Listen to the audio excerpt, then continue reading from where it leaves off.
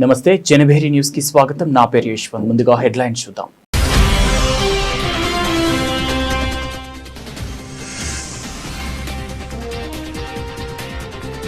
పేదల ఆరోగ్యానికి అధిక ప్రాధాన్యం. సీఎంఆర్ఎఫ్ చెక్కుల పంపిణీలో రెవెన్యూ శాఖ మంత్రి అనగాని సత్యప్రసాద్.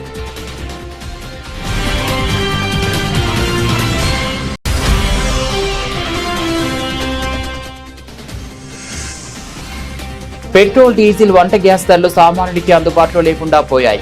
ఆవేదన వ్యక్తం చేసిన సిపిఐ జాతీయ నేత కె రామకృష్ణ.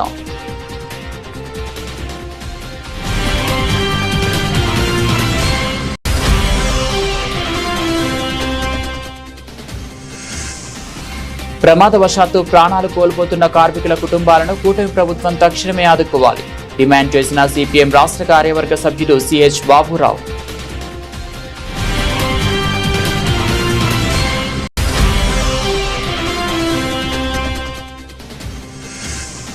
ప్రతిష్టాత్మక గిన్నిస్ వరల్డ్ రికార్డులో స్థానం సంపాదించిన ఒకే కుటుంబానికి చెందిన 4 సభ్యులు అభినందించిన ఎమ్మెల్యే బోండా ఉమామహేశ్వరరావు.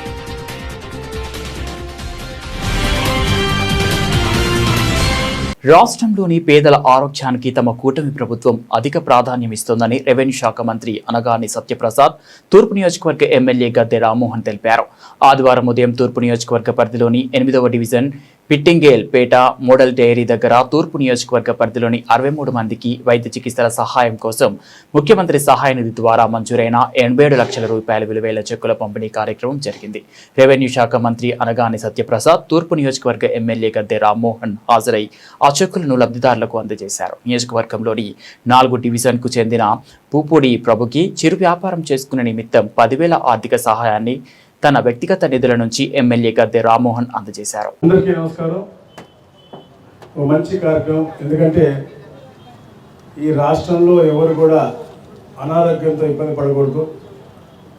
ఎందుకంటే ఎమర్జెన్సీస్, మెడికల్ అనేది ఎప్పుడు కూడా ఎమర్జెన్సీగా వస్తుంది. పేద బడుగు బలహీన వర్గాలకి అది తట్టుకునేటువంటి పరిస్థితి కాబట్టి తప్పకుండా అందరికి కూడా ఆదుకోవాలనే లక్ష్యంతో గౌరవ ముఖ్యమంత్రి గారు చంద్రబాబు నాయుడు గారు ఎలాంటి మెడికల్ హెల్ప్ కావాల్సినా కూడా అక్కడ ఉన్న శాసనసభ్యుల ద్వారా వారికి హెల్ప్ చేయడం జరుగుతూ ఉంది. దాంట్లో మరి ముఖ్యంగా గద్దె రామ్మోహన్ గారు ఈ ప్రాంత ప్రజలకు ఎలాగైనా సేవ చేసుకుంటూ రాత్రి బౌళ్ళు కష్టపడుతూ ఎక్కడ ఎవరికి ఇబ్బంది పడినా అప్పుడు చెప్పారు జాస్తి గారు, అలా కార్పొరేటర్ గారు కూడా చెప్పారు ముమ్మినేని గారు.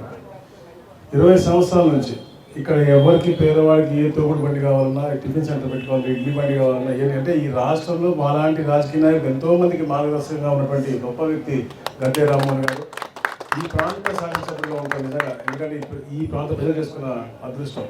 మేము ప్రతిపక్షంలో ఉన్నప్పుడు పోరాటం చేసినప్పుడు కూడా మా అందరికీ అండగా ఉండి మాకు దిక్సూచిగా ఉండి మాకు ఈరోజు ఈ గవర్నమెంట్ ఆడలో చాలా కీలకంగా పాత్ర పోషించారు. మరి ముఖ్యంగా ఇక్కడ ఏదైతే ఆరోగ్య ఆంధ్రప్రదేశ్ చేయాలని చెప్పేసి గౌరవ ముఖ్యమంత్రి గారు కోరుకుంటాం. దాంట్లో చొరవ చూపించి ఈ ప్రాంతంలో ఉన్న ప్రతి ఒక్క పేదవాడికి సీఎం రిలీఫ్ ఫండ్లో 8 కోట్ల రూపాయలు ఇప్పుడు దాకా 2 సంవత్సరాలు ఇంకా పూర్తి కాలే, ఎప్పటికే 8 కోట్లు ఇవ్వడం అంటే నిజంగా అభినందనదాయకం. ఇదే కాకుండా ఇంకా ఎలాంటి సమస్య ఉన్నా కూడా తప్పకుండా వారు స్పందించి గౌరవ ముఖ్యమంత్రి గారు దృష్టికి తీసుకెళ్ళి ఇప్పుడు నాకు దారిలో వస్తూ ఉంటే కూడా చెప్తాను. ఇప్పుడు పొద్దున్నే చిన్నపిల్లల కార్యక్రమం చేసిన దారిలో వస్తూ ఉంటే కూడా ఇక్కడ ఉన్న రెవెన్యూ సమస్యల్ని కూడా తెలియజేశారు. మొన్న ముఖ్యమంత్రి గారితో కూడా ఒక మీటింగ్ పెట్టుకొని ఈ పట్టణంలో ఉన్నటువంటి కొన్ని అన్అబ్జెక్షబుల్ ల్యాండ్స్ అయితే ఇమీడియట్గా జీవో 30 ప్రకారంగా ఇచ్చేయమని చెప్పి గౌరవ ముఖ్యమంత్రి గారు ఆల్రెడీ పాస్ చేశారు, చెప్పారు మాకు ఓవరాల్గా. అది కేవలం ఈ చొరవ మూలంగా ఈ రోజు విజయవాడలో 22,000 మందికి రాబోయే రోజుల్లో మీకు పట్టాలు వస్తూ ఉన్నాయంటే అది గద్దె రామ్మోహన్ రావు గారు తీసుకొచ్చారు. గౌరవ ముఖ్యమంత్రి గారు దృష్టికి తీసుకెళ్లారు. ఇక్కడ శాసనసభ్యులు అందరూ కూడా విజయవాడలో శాసనసభ్యులందరూ కోరిక, వీరు చేసిన ప్రదర్శన, గౌరవ ముఖ్యమంత్రి గారు ఇచ్చిన సూచనలు ఇవన్నీ కూడా త్వరలో రాబోయే 1-2 నెలల్లో రూపకల్పన కాబోతా ఉన్నాయని చెప్పేసి తెలియజేసుకుంటూ మళ్ళీ ఆ కార్యక్రమంలో కూడా ఒక పెద్ద ఎత్తున ఒక ఆనందకరమైన వాతావరణం మళ్ళీ కలుగుతామని చెప్పి తెలియజేసుకుంటూ సెలవు తీసుకుంటాను. Thank you. కాకపోతే ఇంకొక కోరిక, మా అన్న ఈ స్వీట్ ప్యాకెట్ ఇస్తున్నాడు. ఆల్రెడీ అనారోగ్యంతో వచ్చిన వాళ్ళకి మనం సీఎం రిలీఫ్ ఫండ్ ఇస్తూ మళ్ళీ స్వీట్ ఇచ్చి డయాబెటీస్ పెంచడం కంటే నెక్స్ట్ టైం వచ్చి మా రవి గారికి డ్రై ఫ్రూట్స్ పెట్టమని చెప్పి నేను కోరుతాను. Thank you. దేశంలో నిత్యావసరాలు ఇంధన ధరలను విచ్చలవిడిగా పెంచుతూ కేంద్ర ప్రభుత్వం సామాన్య ప్రజలపై మోయలేని భారాన్ని మోపుతోందని సిపిఐ జాతీయ నేత కె రామకృష్ణ తీవ్ర స్థాయిలో ధ్వజమెత్తారు. ఆదివారం ఆయన విజయవాడలోని పార్టీ కార్యాలయంలో విలేకరులతో మాట్లాడారు. స్వల్ప వ్యవధిలోనే ప్రజలపై వరుసగా 3 సార్లు ఆర్థిక భారాన్ని రుద్దటాన్ని తాము తీవ్రంగా ఖండిస్తున్నట్లు పేర్కొన్నారు. గత శుక్రవారం ఒక్కరోజే లీటర్ ఇంధనంపై ₹3 పెంచిన కేంద్రం ఆ తర్వాత 2 దఫాలుగా పెంచుకుంటూ పోయి ప్రస్తుతం లీటర్కు 4.80 పైసల మేర అదనపు భారాన్ని పెంచిందని రామకృష్ణ మండిపడ్డారు. దీనివల్ల పెట్రోల్, డీజిల్, వంట గ్యాస్ ధరలు సామాన్యుడికి అందుబాటులో లేకుండా పోయాయని ఆవేదన వ్యక్తం చేశారు. వ్యవధిలో 3 సార్లు ప్రజలపైన భారాన్ని మోపడాన్ని తీవ్రంగా తప్పుపడతా ఉన్నాం, ఖండిస్తూ ఉన్నాం. గత శుక్రవారం నాడు ఒకేసారి ₹3 పెంచారు. మళ్ళీ 2 దఫాలు పెంచి ఇప్పుడు ఒక్కొక్క లీటర్ పైన ₹4.80 పెంచి పెట్రోలు, డీజిలు, వంట గ్యాసు ఇవాళ మరింత ప్రియం చేశారు. ఏమాత్రం కూడా సాధారణ పౌరులు కొనలేని పరిస్థితులు కల్పిస్తూ ఉన్నారు. అంతర్జాతీయ మార్కెట్లో క్రూడ్ ఆయిల్ ధరలన్నీ కూడా తక్కువ రేటు ఉన్నప్పుడేమో ఆనాడు ఏమాత్రం కూడా ప్రజలకు మీరు బెనిఫిట్ ఇవ్వలే. వినియోగదారులు అప్పుడు కూడా బాధారు. పెద్ద ఎత్తున ట్యాక్సులు వేసి బాగా పబ్లిక్ని మీరు లూటీ చేశారు. ఇవాళ ప్రపంచ మార్కెట్లో విపరీతంగా రేట్లు పెరిగినాయి, యుద్ధం వచ్చిందనే పేరుతో ఇవాళ మళ్ళీ బాగుతూ ఉన్నారు. ఈరోజు ఒక లీటర్ పెట్రోల్ ₹110 పెట్టి కొనాల్సి వస్తూ ఉందంటే సాధారణ ప్రజలు ఎవ్వరు కూడా ఈరోజు కొనే పరిస్థితి లేదు. గ్రామీణ ప్రాంతాల్లో రైతులు కూడా ఇబ్బందులు పడుతూ ఉన్నారు. ఒకవైపు పెట్రోలు, డీజిలు, వంట గ్యాస్ ధరలు పెరిగిపోయి, మరోవైపు రైతులకు అవసరమైనటువంటి ఎరువులు, విత్తనాల ధరలు పెరిగిపోయి ప్రజలందరూ కూడా తీవ్రమైన అటు గ్రామీణ ప్రాంతాలు, ఇటు పట్టణ ప్రాంతాల్లో అందరూ కూడా ఇబ్బందులు పడే పరిస్థితులు కల్పిస్తూ ఉన్నారు. ఇవాళ నరేంద్ర మోడీ ప్రభుత్వం అన్ని రంగాల్లో విఫలమైందని చెప్పడానికి పెరుగుతున్న ధరలు ఒకవైపు కారణమైతే, మరోవైపు మన రూపాయి విలువ పడిపోవడం అనేది స్పష్టంగా కనపడుతూ ఉంది. ఇవాళ ఒక డాలర్కి ₹96.20 పెట్టి మనం ఇవాళ పెట్టాల్సి వస్తూ ఉంది. త్వరలోనే అది కూడా సెంచరీ కొట్టబోతూ ఉంది. కాబట్టి ఈ దేశానికి ప్రధాని నరేంద్ర మోడీ ప్రభుత్వం గత 12 ఏళ్ల కాలంలో వారు ఏం చేశారో చెప్పమని మేము డిమాండ్ చేస్తూ ఉన్నాం. మీరు రూపాయి విలువ పడగొట్టారు, దేశాన్ని అప్పుల పాలు చేశారు, ప్రజలపైన భారాలు మోపారు, అన్ని రకాల వస్తువుల ధరలని విపరీతంగా పెంచారు, నిరుద్యోగ సమస్య పరిష్కారం చేయలేకపోయారు. అన్ని రంగాల్లో కూడా విఫలమైన నరేంద్ర మోడీ ప్రభుత్వానికి మంగళం పడడానికి ప్రజలు కూడా సిద్ధంగా ఉన్నారు. దాని పర్యవసానమే ఇవాళ సోషల్ మీడియాలో కాక్రోచ్ జనతా పార్టీ అనేది ఫ్లోట్ చేస్తే దానిపైన కోట్లాది మంది దానికి మద్దతు ప్రకటిస్తూ ఉన్నారంటే మీరు అనుసరిస్తున్న ప్రజా వ్యతిరేక విధానాలే ప్రధానమైన కారణం. కాబట్టి వాళ్ళు పెంచిన పెట్రోల్, డీజిల్, వంట గ్యాస్ ధరలను తక్షణమే తగ్గించాలి, ఉపసంహరించుకోవాలని చెప్పి సిపిఐ తరఫున డిమాండ్ చేస్తాం. రాష్ట్రంలో భవన నిర్మాణ రంగంలో పనిచేస్తూ ప్రమాదవశాత్తు ప్రాణాలు కోల్పోతున్న కార్మికుల కుటుంబాలను కూటమి ప్రభుత్వం తక్షణమే ఆదుకోవాలని సిపిఎం రాష్ట్ర కార్యవర్గ సభ్యులు సిహెచ్ బాబురావు డిమాండ్ చేశారు. విజయవాడ భానునగర్ 3వ లైన్లో లిఫ్ట్ ముఠా పనిచేస్తూ భవనంపై నుంచి పడి మృతి చెందిన మధురనగర్ ప్రాంతానికి చెందిన భవన నిర్మాణ కార్మికుడు పంచాడ కన్నయ్య కుటుంబాన్ని ఆయన పరామర్శించారు. ప్రమాదంలో మరణించిన కన్నయ్యకు 2 కుమార్తెలు, 1 కుమారుడు ఉన్నారని, ఆయన భార్య కూలీ పనులు చేస్తూ కుటుంబాన్ని పోషిస్తోందని ఆవేదన వ్యక్తం చేశారు. కార్మికుడి కుటుంబానికి న్యాయం చేయాలని కోరుతూ నిర్మాణంలో ఉన్న భవనం వద్ద ఎన్టీఆర్ జిల్లా బిల్డింగ్ వర్కర్స్ యూనియన్ నాయకులు కుటుంబ సభ్యులతో కలిసి ఆందోళన నిర్వహించారు. విజయవాడ భానునగర్లో భవన నిర్మాణం చేస్తున్న సందర్భంలో కన్నయ్య అనే ఒక భవన నిర్మాణ కార్మికుడు ప్రమాదవశాత్తు మరణించాడు. ఒకళ్ళు కాదు, భవన నిర్మాణాల సందర్భంలో పేదలైనటువంటి కార్మికులు ఎంతోమంది చనిపోతున్నారు. వాళ్ళ కుటుంబాలు అనాథలవుతున్నారు. వాళ్ళని పట్టించుకునే నాదుడు కనపడుతున్నారు. కానీ ప్రభుత్వము వారికి 10 లక్షల రూపాయలు కుటుంబాలకు ఆర్థిక సాయం చేస్తామని కూటమి ప్రభుత్వం మాట ఇచ్చింది. గతంలో చంద్రన్న బీమా పేరుతో ఎవరు ప్రమాదవశాత్తు చనిపోయినా 5 లక్షలు ఇచ్చేవాడు. ఇప్పుడు 10 లక్షలు ఇస్తామన్నారు. కానీ ఒక్క నయా పైసా ఇవాళకి ఇవ్వట్లేదు. భవన నిర్మాణ కార్మికులు పోరాడితే వాళ్ళ సంక్షేమ నిధి కింద సహజ మరణానికి 60,000 లేకపోతే ఇతర కాన్పులకి, వివాహాలకి ఇస్తామని ఇప్పుడు ప్రకటించారు 2 ఏళ్ల తర్వాత. కానీ అసలు ప్రమాదవశాత్తు జరిగేదానికి ఇవ్వాల్సిన డబ్బులు ఎందుకు ఇవ్వరు? ఇది గవర్నమెంట్ సొంత సొమ్ము కూడా కాదు. ఏ భవన నిర్మాణం జరిగినా ₹1,00,00,000 ఆ పైన వాటి నుంచి దాదాపు 1% ఈ సంక్షేమ నిధి కింద డబ్బు తీసుకుంటున్నారు. ఇది కార్మికుల సంక్షేమానికి ఖర్చు పెట్టాల్సింది. దాదాపు 1500 కోట్ల రూపాయలు ప్రభుత్వ ఖజానాలో ఉన్నా వాళ్ళు ఇష్టారాజ్యంగా ఇతర అవసరాలు ఖర్చు పెట్టుకున్నారు తప్ప కార్మికులకు చెందాల్సిన సొమ్ము ఇవ్వట్లేదు. అందుకే ఈ కన్నయ్య కుటుంబానికి 10 లక్షల రూపాయల ఆర్థిక సహాయం చేయాల్సిన బాధ్యత ప్రభుత్వం మీద ఉంది. ఒక కన్నయ్యకే కాదు, ఇలా ప్రమాదవశాత్తు చనిపోయిన భవన నిర్మాణ కార్మికులందరికీ కూడా సహాయం మీ దాన ధర్మంగా చేసేది బాధ్యత. రెండోది సంక్షేమ నిధి నుండి ఖచ్చితంగా చేయాలి. ఇలా చేయకపోతే వాళ్ళ ప్రజాప్రతినిధులైన మంత్రులు, ఎమ్మెల్యేలు, ఎంపీలు కూటమి ప్రభుత్వం తరఫున గెలిచారు.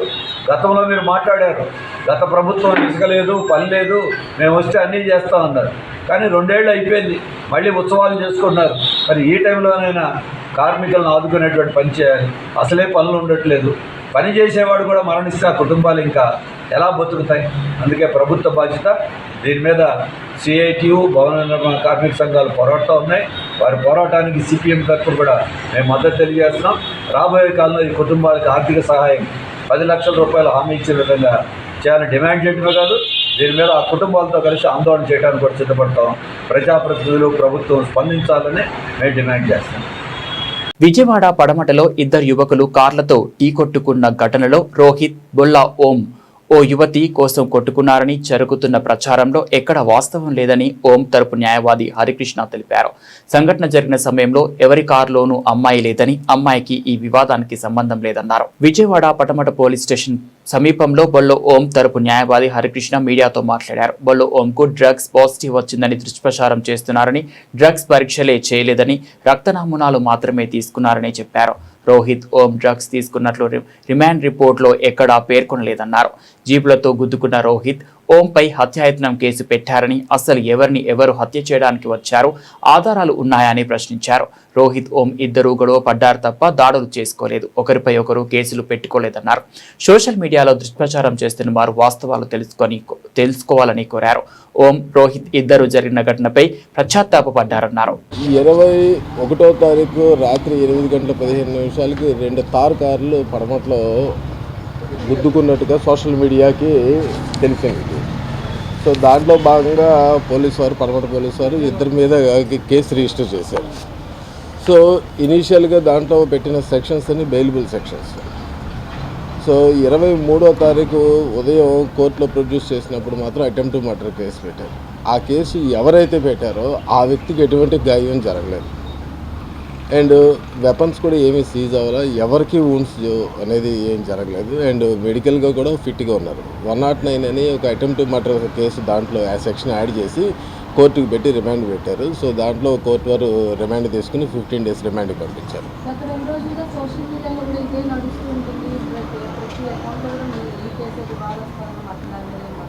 యాక్చువల్గా దీంట్లో జరిగిన 2 కార్లు ఒకరికొకరు కొట్టుకున్నారు. తర్వాత కార్లు దిగి ఒకళ్ళ కారు ఇంకొకళ్ళు కర్రలతో కొట్టుకున్న దృశ్యాలు మాత్రమే ఉన్నాయి. దాంట్లో ఎటువంటి మారణాయుధాలు లేవు, ఎటువంటి ఆడవాళ్ళు లేరు, ఎటువంటి గాంజా కానీ లేదంటే డ్రగ్స్ కానీ తీసుకున్నట్టుగా ప్రూవ్ కాలేదు. అండ్ రిమాండ్ రిపోర్ట్లో కూడా పోలీస్ వాళ్ళు కూడా ప్రూవ్ చేయలేదు. అక్కడ డ్రగ్ టెస్టే జరగలేదు అసలు. అదే మీకు చెప్పడానికి ఏంటంటే డ్రగ్ టెస్టే జరగలేదు. నిన్న రిమాండ్కి పంపిస్తానికి ముందు గవర్నమెంట్ హాస్పిటల్లో బ్లడ్ శాంపిల్స్ మాత్రం నిన్న కలెక్ట్ చేసుకున్నారు. అది డ్యూ ప్రొసీజర్ కింద ఒక మనిషిని కోర్టుకి రిమాండ్ తీసుకొస్తున్నప్పుడు మెడికల్ సర్టిఫికేట్ ఏదైతే పెడతారో ఆ మెడికల్ సర్టిఫికేట్లు ఫిట్నెస్ సర్టిఫికేట్ ఇవ్వాలి. కాబట్టి దాంట్లో భాగంగా వాళ్ళు డ్రగ్ టెస్ట్ తీసుకున్నారు. దాన్ని ఫోరెన్సిక్ ల్యాబ్కి పంపించామండి అని చెప్పారు. ఫోరెన్సిక్ ల్యాబ్ రిపోర్టుకి ఇంతవరకు రాలేదు. అండ్ సీన్ ఆఫ్ అఫెన్స్లో కారులో కానీ లేదంటే వాళ్ళ ఇళ్లలో కానీ ఎటువంటి మత్తు పదార్థాలు కానీ మాదక ద్రవ్యాలు కానీ లభ్యం కాలేదని వాళ్ళు రిమాండ్ రిపోర్ట్లోనే రాశారు. అంత అబద్ధమ్మ. వెహికల్స్లో స్టెరాయిడ్స్ దొరికితే ఆల్రెడీ ఫుటేజ్ అనేది దాంట్లో ఉన్నది. కోర్టు వారికి వెహికల్స్ ఈ వీడియో ఫుటేజ్ మొత్తం పంపించారు. నిన్న కోర్టు వారు ఓపెన్ కోర్టులో కూడా వీడియో ఫుటేజ్ వేసి చూపించారు. దాంట్లో కూడా ఎక్కడ స్టెరాయిడ్స్ ఉన్నాయని చెప్పలేదు. అండ్ రిమాండ్ రిపోర్ట్స్లో కూడా గాంజా కానీ స్టెరాయిడ్స్ ఇంజెక్షన్స్ కానీ ఈ సోషల్ మీడియాలో సర్క్యులేట్ అవుతున్న ఈ ఇంజెక్షన్స్ ఉన్నాయి, దాంట్లో ఈ బాడీ బిల్డింగ్కి సంబంధించిన స్టెరాయిడ్స్ అవేమీ రాయలేదు దీంట్లో. రోడ్డు మీద హంగామా చేయడం కాదు, ఇద్దరు వ్యక్తుల మధ్య వెనక నుండి ఒక కారు వచ్చి గుద్దేటప్పటికి స్పర్ ఆఫ్ ది మూమెంట్లో వీళ్ళు కూడా కారు తీసుకెళ్ళి గుద్దారు. అక్కడితో అయిపోయింది ఆ కేసు. అది యూజువల్గా అలాంటి దానికి ర్యాష్ అండ్ నెగ్లిజెన్సీ కింద సెక్షన్ పెట్టారు, దాని ప్రకారం కేసు ఫైల్ చేశారు. సో దాని ప్రకారం కోర్టులో విచారిస్తారు. కానీ దానికి 109 అటెంప్ట్ మర్డర్కి అనేది సంబంధం లేదు. ఈ కేసులో ముఖ్యంగా మీకు చెప్పాల్సింది ఏంటంటే, ఇద్దరు ఫ్రెండ్స్ ఒక మనస్పర్ధల్లో గుద్దుకున్న క్రమంలో ఈ ఇద్దరు ఫ్రెండ్స్లో ఒకళ్ళ మీద ఒకళ్ళు కేసు పెట్టుకోవాలి. మూడో వ్యక్తి ఎవరో రోడ్డు మీద కూరగాయలు అమ్ముకునే అతను పెట్టిన కేసులో దాంట్లో 109 ఆఫ్టర్ 2 days తర్వాత దాంట్లో 109 అనేది ఒక అటెంప్ట్ మర్డర్ కేసు వస్తుంది. కాబట్టి కోర్టు రిమాండ్ విధించండి అని చెప్పి వాళ్ళు ప్రపోజల్ పెట్టారు. జడ్జి గారు కూడా దాన్ని యాక్సెప్ట్ చేశారు. వాళ్ళని రిమాండ్ తరలించారు. పోలీసు జరిగింది. అయితే నిన్న వీళ్ళిద్దరు కూడా కోర్టులో కలిసిపోయారు, ఇద్దరు చట్టాపట్టాలు వేసుకొని మాట్లాడుకుంటున్నారు. అంటే మీరు పోలీసులకు ఏం అప్పీల్ చేద్దాం కూడా, అంటే ఇద్దరు భవిష్యత్తు దృష్ట్యా ఏం అప్పీల్ చేద్దాం అనుకుంటున్నారు? ఇప్పుడు వీళ్ళిద్దరు వయసు 19-20 సంవత్సరాల వయసులు. ఇంతకుముందు నేర చరిత్ర వీళ్ళిద్దరికీ ఏమీ లేదు. వీళ్ళిద్దరి మధ్య ఒక చిన్న గొడవ, జిమ్లో వచ్చిన గొడవ, కానీ దానికి ఎటువంటి యువతతోనే సంబంధం లేదు. ఆ కారులో ఏ యువత లేదు దాంట్లో. ఎందుకంటే వీడియో ఫుటేజ్ మీ అందరి దగ్గర ఉండే ఉంటుంది కదా, అందులో ఏ యువత లేదు. సో యువతి అనేదాన్ని ఒకటి రాసి ఆ పబ్లిక్ అటెన్షన్ని గ్రాప్ చేస్తున్నారు. సో అది తప్పు. అండ్ ఎటువంటి మాదక ద్రవ్యాలు దాంట్లో లేవు, డ్రగ్స్ ఏమీ లేవు అని తెలిసి కూడా డ్రగ్ టెస్ట్లో పాజిటివ్ వచ్చిందని రాస్తున్నారు. అది తప్పు. అండ్ వీళ్ళ ఇంటికి వెళ్ళి సీజర్ చేశారు పోలీసు వాళ్ళు. 2 టీమ్స్ వెళ్ళి చేశారు. 2 టీమ్స్ సర్చ్ రిపోర్ట్ తీసుకుని చూస్తే దాంట్లో కూడా ఎటువంటి మాదక ద్రవ్యాలు కానీ, కాంట్రాబ్యాండ్ డ్రగ్స్ కానీ, స్టెరాయిడ్స్ కానీ ఎటువంటి దొరకలేదు. ఆల్రెడీ రిమాండ్ రిపోర్ట్ నేను చెప్పేది కదా, వాళ్ళ తరపున అడ్వకేట్ నేను చెప్పేది కాదు. సో ఇలాంటి సందర్భంలో సోషల్ మీడియాలో స్పెక్యులేట్ చేస్తున్న ఒక అమ్మాయితో గొడవ, వీళ్ళు డ్రగ్స్ తీసుకున్నారు, పాజిటివ్ వచ్చింది, స్టెరాయిడ్స్ తీసుకున్నారు, ఇవన్నీ విష ప్రచారాలు తప్ప దీంట్లో వాస్తవాలు లేవు. కావాలంటే మీకు నేను ఒకే కుటుంబానికి చెందిన 4 సభ్యులు ప్రతిష్టాత్మక గిన్నిస్ వరల్డ్ రికార్డులో స్థానం సంపాదించడం విజయవాడ సెంట్రల్ నియోజకవర్గానికి ఎంతో గర్వకారణమని ప్రభుత్వ విప్ స్థానిక శాసనసభ్యులు బొండా ఉమామహేశ్వరరావు పేర్కొన్నారు. ఆదివారం సాయంత్రం BRTS రోడ్డులోని ఎమ్మెల్యే కార్యాలయంలో నియోజకవర్గ పరిధిలోని 30వ డివిజన్ మధ్యకట్ట ప్రాంతానికి చెందిన తాతపూడి కుటుంబ సభ్యులను ఆయన ప్రత్యేకంగా అభినందించి ఘనంగా సన్మానించారు. చిన్న వయసులోనే అంతర్జాతీయ స్థాయిలో ప్రతిభ చాటిన విద్యార్థుల కృషి అభినందనీయమన్నారు. ఈ ప్రదర్శనలో అత్యుత్తమ ప్రతిభ కనబర్చిన 777 మంది విద్యార్థులు గిన్నిస్ బుక్ లో స్థానం సంపాదించగా విజయవాడ హల్లేల్ మ్యూజిక్ స్కూల్ ఆధ్వర్యంలో ఇటీవల నిర్వహించిన ప్రత్యేక అభినందన సభలో వీరికి ప్రశంసా పత్రాలు అందజేశారు. ఈ అరుదైన గిన్నిస్ రికార్డ్ సాధించిన వారిలో ఒకే కుటుంబానికి చెందిన తాతపూడి ఆరాధన, తాతపూడి అభిషేక్, తాతపూడి జీవన్ జాయ్, తాతపూడి వరలక్ష్మి ఉండటం అత్యంత అరుదైన విషయమని బొండా ఉమామహేశ్వరరావు కొనియాడారు.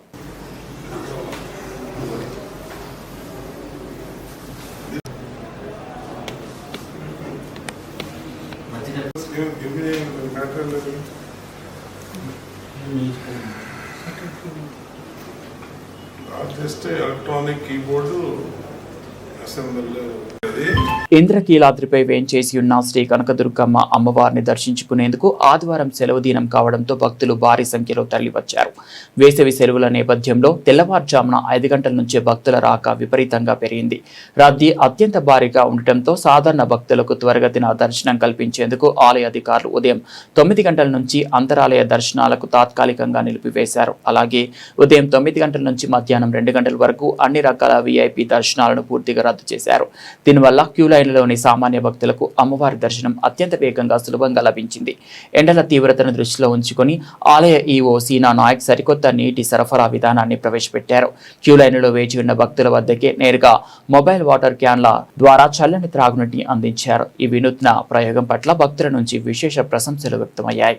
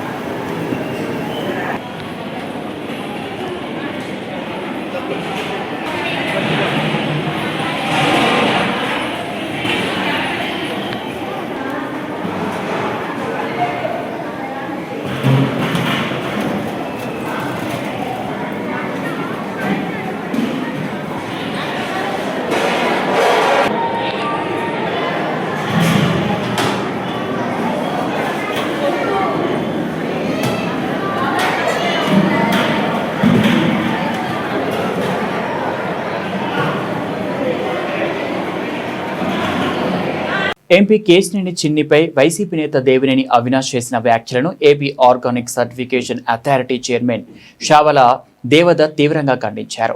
కూటమి ప్రభుత్వం చేస్తున్న అభివృద్ధిని చూసి వైసీపీ నేతలు ఇష్టారీతిన మాట్లాడుతున్నారని విమర్శించారు. విజయవాడ ఉత్సవ్ ద్వారా చిన్న వ్యాపారులకు లాభం చేకూరిందని, ఎంపీ కేశినేని చిన్ని చేస్తున్న అభివృద్ధిని ప్రజలు గమనిస్తున్నారన్నారు. వాస్తవాలు తెలియకుండా మాట్లాడితే ప్రజలే తగిన బుద్ధి చెప్తారని హెచ్చరించారు.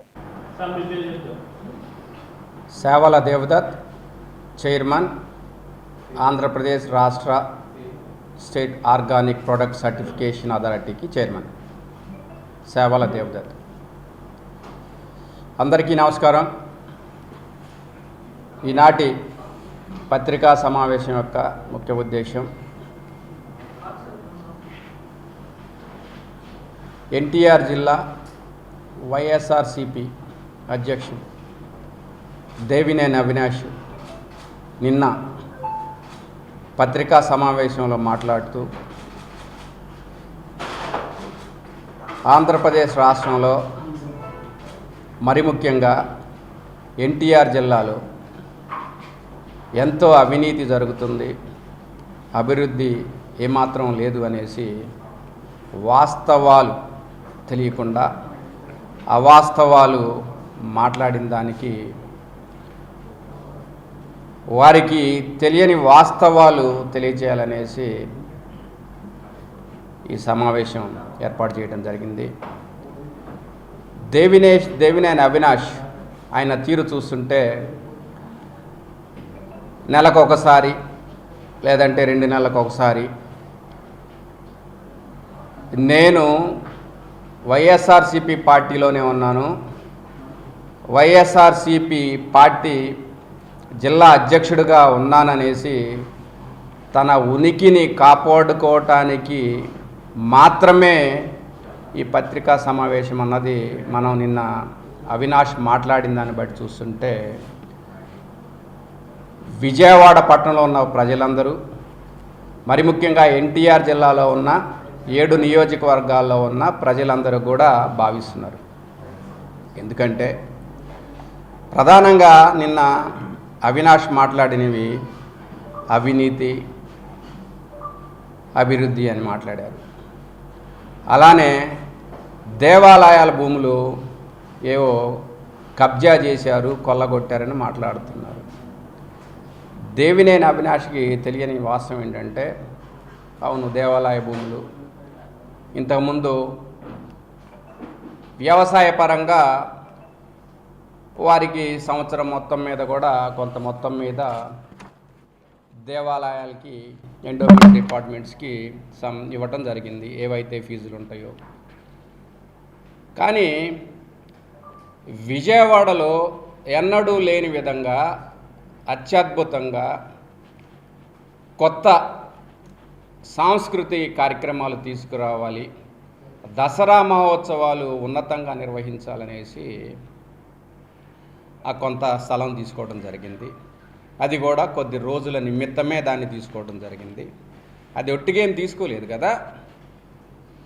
ఎవరైతే కమిటీ ఉందో ఉత్సవాల కమిటీ, ఆ ఉత్సవాల కమిటీ ఎండోమెంట్ డిపార్ట్మెంట్స్కి వ్యవసాయ పరంగా వచ్చేదానికన్నా, ఉదాహరణకి వ్యవసాయ పరంగా ఎకరానికి 7 లక్షలు వస్తే అంతకన్నా ఎక్కువ మొత్తంలోనే 5 రెట్లు 6 రెట్లు ఎక్కువ మొత్తంలోనే ఈ కమిటీ. అందరికీ నమస్కారం. నిన్న విజయవాడ నగర నివాసం ఉంటున్న కృష్ణా జిల్లా గొడ్డల పార్టీ అధ్యక్షుడు దేవినేని అవినాష్ తన నోటికొచ్చినట్టుగా విధానంగా మాట్లాడడం విజయవాడ నగర ప్రజలు, ఎన్టీఆర్ జిల్లా ప్రజలు నవ్వుకుంటున్నారు. దేవినేని అవినాష్కి ఒక ఛాలెంజ్ చేస్తున్నాం. విజయవాడ నగరంలో ఏ రోజైనా సరే నగర అభివృద్ధి మీద కానీ, లేకపోతే నగరంలో ఉన్న శాంతి భద్రతల మీద కానీ ఏనాడైనా మీరు చర్చించారా? ఇవాళ తెలుగుదేశం పార్టీ మరి విజయవాడ పార్లమెంట్ సభ్యుడిగా మన కేశినేని శివరాజ్ చిన్ని గారు ఎన్నికైన నాటి నుండి నేటి వరకు కూడా ఎన్టీఆర్ జిల్లాలో తన పార్లమెంటు పరిధిలో, ముఖ్యంగా విజయవాడ 3 నియోజకవర్గ పరిధిలో కేంద్ర ప్రభుత్వ నిధుల నుంచి ఈ రాష్ట్రానికి రావాల్సిన నిధుల నుంచి తీసుకొచ్చిన నగరాభివృద్ధిపై ముందున్న వ్యక్తి శ్రీమతి చిన్ని గారు. అట్లాంటి అభివృద్ధి కార్యక్రమంలో ముందున్న వ్యక్తిని అవినీతి అక్రమాలు పాల్పడుతున్నాడని, దేవాలయ భూములు కబ్జాలు చేస్తున్నాడని వాస్తవాలు మాట్లాడుకోకుండా అవాస్తవాలు మాట్లాడడం. దేవినేని అవినాష్, నీకు ఒక సూటి ప్రశ్న చేస్తున్నా. నువ్వు నిజంగా చదువుకున్నావా, లేకపోతే ఎల్కేజీలోంచి ఏలుముద్రగాడిగా పరిగణిస్తున్నావా? దేవాలయాల భూములు దేవాలయ ఎండోమెంట్ ట్రిబ్యునల్ యాక్ట్ ప్రకారం లీజుకి ఇచ్చే పర్పసే తప్ప అమ్ముకునే హక్కు వాళ్ళకి లేదు, కొనే హక్కు వీళ్ళకి లేదు. గత 50 సంవత్సరాల నుంచి విజయవాడ నరి రోడ్డు బొడ్లో ఉన్న కృష్ణవేణి సొసైటీ వాళ్ళు లీజుకి తీసుకుంటే ఆ స్థలంలోనే గవర్నమెంట్ హ్యాండ్ ఓవర్ చేసుకొని బిఆర్ అంబేద్కర్ స్టాట్యూ కట్టిన సంఘటన మీరు చూస్తూనే ఉన్నారు. మరి అదేవిధంగా బడుగు వెంకన్న దేవాలయానికి సంబంధించి దేవాలయ అభివృద్ధి కోసం ఈ రాష్ట్రంలో ఉన్న దేవాలయ భూములు ఏవైతే ఉన్నాయో వాటి అభివృద్ధి కోసం లీజుకి తీసుకొని, మరి ఇందాక దేవదత్త గారు చెప్పినట్టు వ్యవసాయాన్ని చూస్తేనే 6,000 7,000 ఇస్తారు సంవత్సరానికి. ఏకంగా ఒక 50 లక్షల రూపాయలు 60 లక్షల రూపాయలు దేవాలయాల అభివృద్ధి కోసం తీసుకొచ్చిన ఘనత కేశినేని శ్రీమతి చిన్ని గారిది. అది కేవలం లీజ్ పర్పస్ మీదే. మరి విజయవాడ నగరాన్ని వైబ్రెంట్గా, విజయవాడ నగరంలో జరిగే ఉత్సవాలను ప్రపంచ స్థాయిలోకి తీసుకెళ్లిన వ్యక్తి కేశినేని శ్రీమతి చిన్ని గారు. అట్లాంటి వ్యక్తి మీద ఏ రకంగా మీరు కబ్జా చేస్తారని చెప్పి ప్రశ్నిస్తున్నారు? అసలు కబ్జాలు చేసే సంస్కృతి మీది. ఒకనాడు చరిత్ర, ఒక 40 ఏళ్ళు 50 ఏళ్ళ చరిత్రకి వెళ్తే మీ పరిస్థితి ఏంటి? ఇవాళ నువ్వు ఏ స్థాయిలో ఉన్నావు? ఇవన్నీ దేనికి చేస్తున్నారంటే, మీ అధినాయకుడు వంగవీటి మోహనరంగా గారితో కామెంట్ చేసినందుకు ఇవాళ విజయవాడ నగరంలో ఉన్న కానీ జిల్లాలో నగరంలో ఉన్న ప్రజలందరూ కూడా చర్చిస్తున్నారు. దానిని డైవర్ట్ చేయడం కోసం ఎప్పుడో 8 నెలల క్రితం విజయవాడ నగరంలో ఉత్సవాల కార్యక్రమాలు ఏర్పాటు చేస్తే లీజుకి తీసుకున్న స్థలాన్ని ఈరోజు కబ్జా చేశారన్న గుర్తుకు ఎలా వచ్చింది? నిన్న మొన్న తీసుకున్నారండి, ఒక నెల కోసం తీసుకున్నారండి, కబ్జా జరుగుతుందన్న ప్రశ్న. యువత వేసవి కాలంలో వ్యసనాలకు దూరంగా ఉండేందుకు క్రికెట్ టోర్నమెంట్ నిర్వహించడం అభినందనీయమని మచిలీపట్నం పార్లమెంట్ సభ్యులు వల్లభనేని బాలశౌరి తెలిపారు. యువత క్రీడల్లో రాణించి మంచి భవిష్యత్తు సాధించాలని ఆకాంక్షించారు. కృష్ణా జిల్లా పామర్రు నియోజకవర్గం పమిడిముక్కల మండలంలో జనసేన పార్టీ మండల అధ్యక్షుడు సనక కిరణ్ ఆధ్వర్యంలో జిల్లా స్థాయి క్రికెట్ టోర్నమెంట్ ఘనంగా నిర్వహించారు. ఈ కార్యక్రమానికి మచిలీపట్నం పార్లమెంట్ సభ్యులు వల్లభనేని బాలశౌరి, మాజీ ఎమ్మెల్సీ యలమంచిలి రాజేంద్ర ప్రసాద్ ముఖ్య అతిథులుగా హాజరయ్యారు. ఈ సందర్భంగా మాట్లాడిన ఎంపీ వల్లభనేని బాలశౌరి, యువత వేసవి కాలంలో వ్యసనాలకు దూరంగా ఉండేందుకు క్రికెట్ టోర్నమెంట్ నిర్వహించడం అభినందనీయమన్నారు.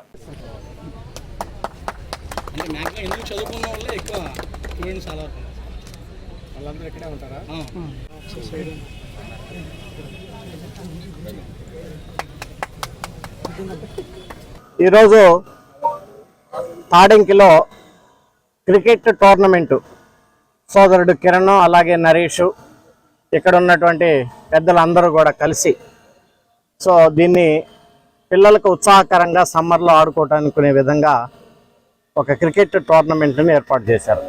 చాలా సంతోషం. అనేక టీములు వచ్చేసి కూడా ఇక్కడ ఆడుతూ ఉన్నాయని చెప్పారు. రేపటి నుంచి ఈ కార్యక్రమం జయప్రదం చేయాల్సిందిగా యూత్నంతను కూడా కోరుకుంటూ, ఈ తాడంకి స్కూలు చాలా 100 సంవత్సరాలు నిండినటువంటి స్కూల్. బ్రిటిష్ కాలం నాటి నుంచి ఒక ప్రసిద్ధి చెందినటువంటి స్కూలు. లాస్ట్ టైం 100 years ఫంక్షన్కి కూడా నేను కూడా అటెండ్ అయ్యాను. ఆ స్కూల్కి సంబంధించి కొన్ని ఫండ్స్ కూడా వాళ్ళు రిక్వెస్ట్ చేశారు. ఇప్పుడు కూడా హెడ్ మాస్టర్ గారు ఏదో 7 lakhs rupees కావాలని అడిగారు. తప్పకుండా దాన్ని కూడా 7 lakhs rupees రిలీజ్ చేయించే విధంగా కలెక్టర్ గారికి లెటర్ పంపుతాం. అదేవిధంగా ఫ్యూచర్లో కూడా దీనికి డెవలప్మెంట్ కార్యక్రమానికి ఏదన్నా ఉంటే స్థానిక నాయకులతో మాట్లాడి తప్పకుండా దీనికి కావాల్సినటువంటి అన్ని ఫండ్స్ని ఏర్పాటు చేస్తాం. కూడా చాలామంది ఉన్నారు. వాళ్ళకు కూడా కొన్ని ఏదో రోడ్ల విషయంలో అయితేనేమి, వేరే విషయంలో అయితేనేమి మా ఇన్ఛార్జి గారు నరేష్ గారు కూడా చెప్పారు. తప్పకుండా దాన్ని కూడా పరిశీలించి, అది మార్నింగ్ మాట్లాడాను దిశ కమిటీ మీటింగ్లో. తప్పకుండా దాన్ని కూడా అది కూడా అది కూడా మాట శ్రీనివాసు మళ్ళీ ఒకసారి దాన్ని గుర్తు చేయమ్మా. ఈరోజు హైవే వాళ్ళకి మాట్లాడాను. ఈరోజు మన తాడంకి హై స్కూల్లో 100 సంవత్సరాలు పైబడి చరిత్ర కలిగిన హై స్కూల్లో మరి మన మిత్రులు సనకా కిరణ్, అలాగే మన నరేష్ గారు, జనసేన నాయకులు, మిగతా మిత్ర బృందం అంతా మరి యువతని వేసవకాలంలో సెలవుల్లో ఖాళీగా ఉండి చెడు అలవాట్లకి లోను కాకుండా మంచి అలవాట్లకి, శారీరక దృఢత్వానికి, మానసిక దృఢత్వానికి చిహ్నమైన క్రీడల్ని మరి క్రికెట్ పోటీలను పెట్టడం చాలా సంతోషం. అది ప్రారంభానికి మన ఎంపీ గారు బాలశౌరి గారు రావటం, ఆ సందర్భంగా ఈ స్కూలుకు కూడా, ఈ స్కూల్ 100 సంవత్సరాల చరిత్ర కలిగిన ఈ స్కూల్ అభివృద్ధికి కూడా ఆల్రెడీ ఒక 50 లక్షలు అనౌన్స్ చేసి ఉన్నారు. ఇక్కడ ఒక ఆడిటోరియం కట్టించడానికి సిఎస్ఆర్కి. అలాగే ఇప్పుడు మన హెడ్ మాస్టర్ గారు, టీచర్స్ అడిగితే ఇంకో 7 లక్షలు కూడా మంజూరు చేస్తామని, అలాగే స్థానికంగా తాడంకి, మంటాళ్ళలో కూడా రోడ్లకు శాంక్షన్ చేస్తున్నందుకు ఎంపీ గారికి ఈ సందర్భంగా బాలశౌరి గారికి కృతజ్ఞతలు తెలియజేస్తాం. బులెటిన్ ముగించే ముందు హెడ్లైన్స్ మరోసారి.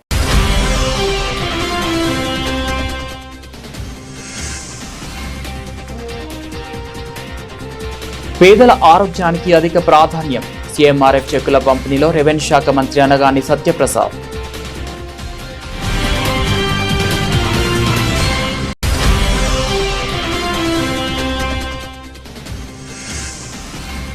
పెట్రోల్, డీజిల్, వంట గ్యాస్ ధరలు సామాన్యుడికి అందుబాటులో లేకుండా పోయాయి. ఆవేదన వ్యక్తం చేసిన సిపిఐ జాతీయ నేత కె రామకృష్ణ.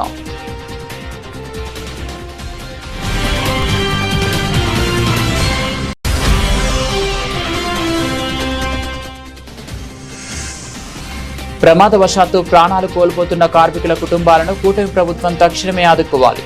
డిమాండ్ చేసిన సిపిఎం రాష్ట్ర కార్యవర్గ సభ్యులు సిహెచ్ బాబురావు.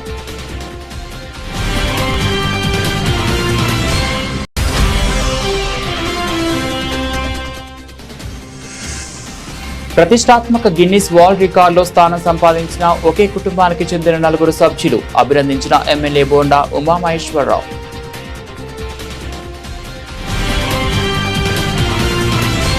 ఇవి బులెటిన్ అప్డేట్స్. మరో బులెటిన్లో మళ్ళీ కలుద్దాం.